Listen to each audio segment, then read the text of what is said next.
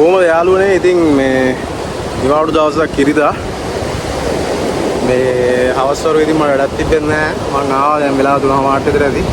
මාළුවෙක් කලගන්න try එකක් දෙන්න. මම try එකක් දීලා පුළුවන් වුණොත් මාළුවෙක් කවුනොත් පෙන්නන්න. ඒකයි මගේ content එකේ වෙනස. ඒ කියන්නේ මම වෙන පස්සේ ගිහිල්ලා මාළු වලනවා දාන්න කැමති නෑ. මම මේක කරන්නේ මගේ සතුටට.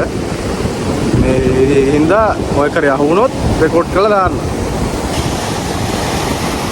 අද පොඩ වෙනස් තැනකට ආවේ. උස්සර ගියාවෙන් ඇතුළට ආවේ. දැල්ල පොඩක් සැරයි. මොකද වෙනදට මම යන තැන මේ ඈත පියන ගල් වැටියට තමයි වෙනදට මම යන්නේ. අද ඉඳලට යන පාරේ කාගේ හරි දීවර පවුලක පිරුණරල් එක. ඒකෙන්ද ඉතින් මේ මං ගියේ නෑ හරි නෑ. බොහොම ස්තුතියි. දැන් සබ්ස්ක්‍රයිබර්ස්ලා වැඩි වෙනවා. පොඩි වාසියක් තියෙනවා. ඒකෙන්ද ඉතින් ඒ වගේ සපෝට් එකක් දෙන්න. එතකොට ඉතින් ෆුල් ටයිම් මේක කරන්න පුළුවන් වුණොත් එන ආත. කැමට ගෙනාවේ පොඩි ඉස්සෝ. මේ රුපියල් 200 අරන් ආවේ ජයල පල්ලිය ගාවින්.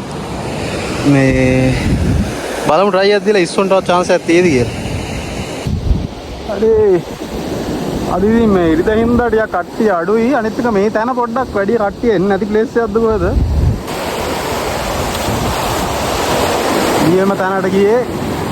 මේක තමයි මම හිතන්නේ දිගම කාස්ට් එක මෙච්චරලා ගිය. බලමු හොඳ මාළුවෙක් අහුවේද කියලා. Got him, I got him.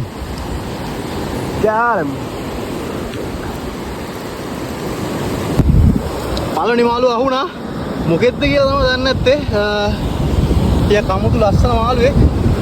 හා.